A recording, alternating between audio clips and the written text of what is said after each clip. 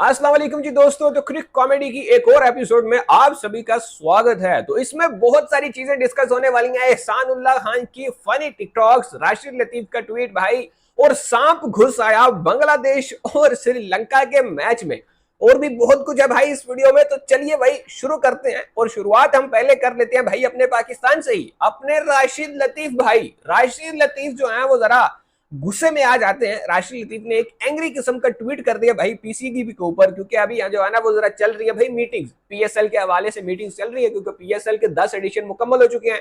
वो जो 10 साल का मुआहिदा था, कॉन्ट्रैक्ट था, वो जो सारी चीजें प्लान की हुई थी वो खत्म हो चुकी हैं, और अब टाइम आ चुका है नए प्लानिंग आ गया, मेगा ड्राफ्ट भी होगा।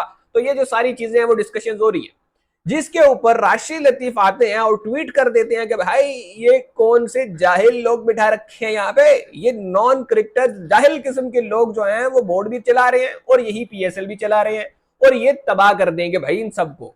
ये राशिद लतीफ का कहना था, और उसके बाद सोशल मीडिया पे हंगामा मच गया भाई। हर तरफ इन्हीं की ट्वीट शेयर हो रही है, हर तरफ इन्हीं के ऊपर बात हो रही है। भाई ये क्या कह दिया इन्होंने, बात तो 100% सच कही है भाई राशिद भाई ने। और मैं आपको ये बता दूं, जो फैसले लिए जा रहे हैं, जो खबरें हमारे पास आ रही हैं, वो बड़ी घटिया किस्म की खबरें हैं। वो ऐसे डिसीजन है कि आप और मैं भी सुन के हंसेंगे कि भाई ये क्या कर रहे हैं भाई, ये इनको इनको इनको अथॉरिटी किसने दे दी भाई ये करने की, ये कौन सी हरकतें हो रही है यहाँ पे। ऐसी ऐसे डिसीजन लिए जा रहे हैं भाई, ऐसी फैसले जो है वो हो रहे हैं। तो आप भी समझ जाओ, राशिद लतीफ के पास तो अंदर की खबर पहुंच गई है, इसीलिए फौरन से उनके दिल में जो आया उन्होंने लिख दिया भाई कि ये कौन से जाहिल लोग बिठा दिए, नॉन क्रिकेटर्स, ना इनको क्रिकेट का आता है, ना इनको भाई को मैनेजमेंट आ रही है, कर क्या रहे हैं ये लोग।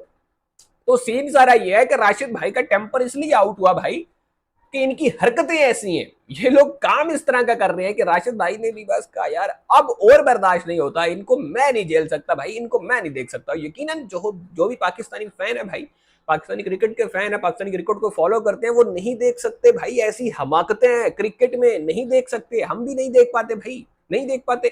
लेकिन खैर क्या ही कर सकते हैं हम लोग। इसके बाद जनाब आते हैं हम एहसानुल्लाह की तरफ।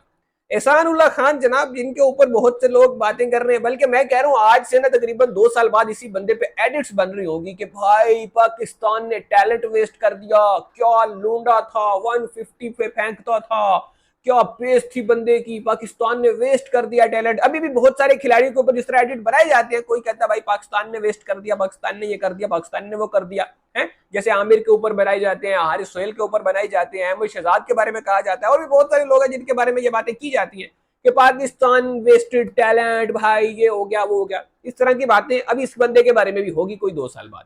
लेकिन अब इसकी हरकतें चेक करो भाईजान। ये जो दोस्त है मेरे, वो कभी जनाब ऐलान कर देते हैं मैं पीएसएल से रिटायरमेंट ले रहा हूं, कभी कहता है मैं ऐसे कर रहा हूं, कभी कहता है मैं वैसे कर रहा हूं। और आजकल ये बंदा एक बार फिर से वायरल हो गया है सोशल मीडिया के ऊपर। इसने कोई अपनी रोते हुए की जो है वो टिकटॉक्स अपलोड कर दिए। एहसानुल्लाह खान जो है वो रो रहे हैं, और रोते रोते इन्होंने अपनी टिकटॉक्स वगैरह कुछ अपलोड कर दिए हैं, जिसमें ये कह रहे हैं कि भाई यो मैं, मेरे साथ धोखा हो गया, ये हो गया वो हो गया, पता नहीं क्या हो गया। उसके बाद जब इनसे इस चीज के बारे में सवाल किया जाता है, हमारे एक जो है वो सहाफी दोस्त है, सहाफी भाई हैं हमारे सनाउल्लाह भाई, तो उन्होंने इनके साथ एक छोटा सा इंटरव्यू किया, जिसमें उन्होंने सवाल किया कि यार आपकी वो टिकटॉक्स वायरल हो रही हैं, आप क्यों रो रहे हो, उसमें क्या रीजन है। उसके जवाब में मेरा दोस्त एहसानुल्लाह कहता है कि भाई ये असल में वो मेरा एक दोस्त है, लड़का है, तो वो क्रिकेट पे नहीं आ रहा, मैच खेलने नहीं आ रहा, तो इसलिए मैं उसके लिए रो रहा हूं। भाई या तो तू खुद चे है, या तू हमें समझ रहा है, या तू हमें बना रहा है, और खुद तू बहुत बड़ा जो है ना वो, हाँ तोप चीज है तू कोई। तू क्या हरकतें कर रहा है हमारे साथ भाई तू करना क्या चाह रहा है। इसके अलावा इस बंदे का एक और भी स्टेटमेंट था, मतलब यहाँ पे भी दोगलापन है। पता नहीं अब ये बंदा है ही भाई जाहिल आदमी है या क्या है ये भाई। अगर जाहिल है, सादा है भाई, जो भी है, तू इंटरनेशनल लेवल पे क्रिकेट खेल चुका है पाकिस्तान के लिए, तू पाकिस्तान को रिप्रेजेंट कर चुका है भाई। इसकी कोई मैनेजिंग कंपनी लगाओ, पीसीबी वालों, देखो यार इसके ऊपर को मैनेजर बिठाओ है इसके भाई। सबसे पहले तो इससे ये मोबाइल छीन लो, इससे ये सोशल मीडिया का एक्सेस छीनो भाई। ये क्या हरकतें कर रहे हैं वो लोग भाई, तुझे जानते हैं, मुल्तान सुल्तान की तरफ से तू 2 सीजन खेल चुका है पीएसएल के, इंटरनेशनल टीम में तू डेब्यू कर चुका है, और अपनी हरकतें देखो भाई। इससे अलावा इसकी एक खबर और भी निकल कर आ रही थी, एक और जगह इंटरव्यू में इसने ये नहीं कहा कि भाई वो दोस्त वगैरह नहीं आ रहा था, वहां पे इसने कह दिया भाई वो मेरा दिल दुखा हुआ था, मेरा निकाह होने जा रहा था, तो मुझे लड़की ने इनकार कर दिया, तो मेरे साथ ये हो गया, तो मैं इसलिए रो रहा था। तो मैं भाई क्या क्या चीज हो भाई, क्या चीज हो, मतलब ये क्या ही कहूं भाई, अब मेरे पास तो अल्फाज नहीं है इस चीज को बयान करने के लिए कि ये किस किस्म की हरकतें हो रही हैं हमारे क्रिकेटर्स की तरफ से। कैसी कैसी हरकतें हो रही हैं भाई, मेरी तो समझ से बाहर। एक तरफ जहां ऐसी हरकतें हो रही हैं, वहीं आपको लिए चलते हैं जनाब श्रीलंका के मैदानों में, जहां जब जब बांग्लादेश और श्रीलंका का मैच होता है, मुझे समझ नहीं आती भाई इन्हीं के मैच में ये कुत्ते बिल्ले वो सांप वाम ये क्यों घुस रहे हैं भाई ग्राउंड में। ये इन्हीं के मैच में क्यों हो रहा है। ये कोई बंगाली बाबा तो नहीं बैठे होते भाई क्राउड में जो वहां से बैठ के कुछ मंत्र मंत्र पढ़ रहे हो।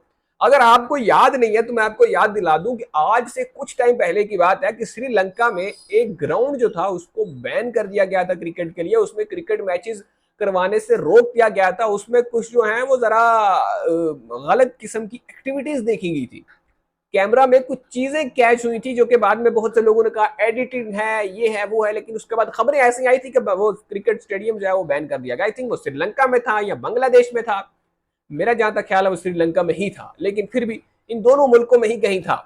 अब उन्हीं मुल्कों का जब जब मैच होता है भाई, कभी सांप घुस रहा है, वही कभी कुत्ता घुस रहा है, कभी बिल्ली आ रही है, कभी कुछ आ रहा है, कभी कुछ आ रहा है।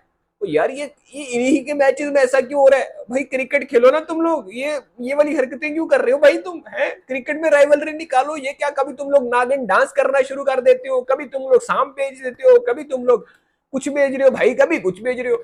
यार ये हरकतें नहीं करो भाई, है ये हरकतें नहीं करो। खैर यहाँ पे हम अगर श्रीलंका पहुंच गए हैं तो वहीं हमने एक worst ever collapse in history भी देखा है। एक ऐसा कोलैप्स जिसको सुनकर आप भी हैरान परेशान हो जाओगे कि भाई ये हुआ क्या है बंगालीज के साथ।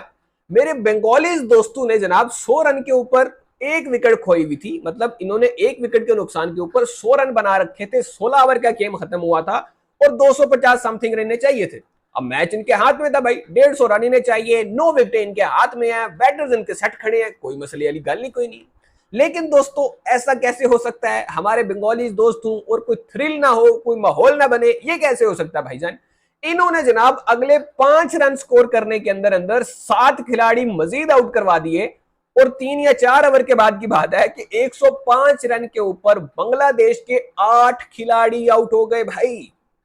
8 खिलाड़ी इनके आउट हो जाते हैं। 100 पर 1 था, 105 पे 8 हो गए।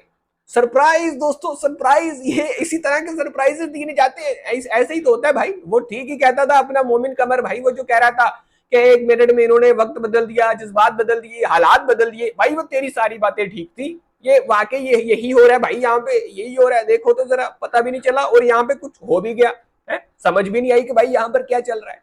खैर दोस्तों ये तो कहानी चलती रहेगी। मैच तो बांग्लादेश वाले हार गए, लेकिन फिर आपको लिए चलते हैं इंग्लैंड ने। एजबस्टन का वो मैदान जहां पे भारत जो है उस इंग्लैंड को कभी हरा नहीं पाया है। हालांकि सेंचुरी इन्होंने स्कोर कर रखी है, लेकिन हरा भी नहीं पाया ये लोग।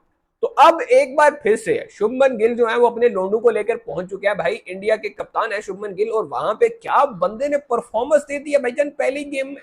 मतलब पहला मैच उसने खेल लिया था एज अ कप्तान, वहां पर भी सेंचुरी। दूसरा मैच एज अ कप्तान खेल रहा है भाई, वहां पर भी सेंचुरी। भाई वाह क्या बात है यार, लोंडे की क्या बात है भाई। शशके चल रहे हैं शुभमन गिल के भी इस वक्त।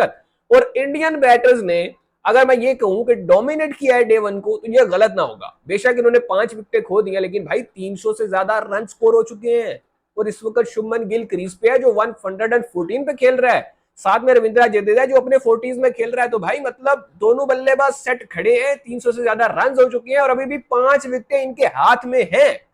तो अगर जो है वो थोड़ा सा भी सरवाइव कर जाते हैं पहला सेशन, तो 400-450 रन तो बड़े आराम से इंडिया कर सकता है यहाँ पे।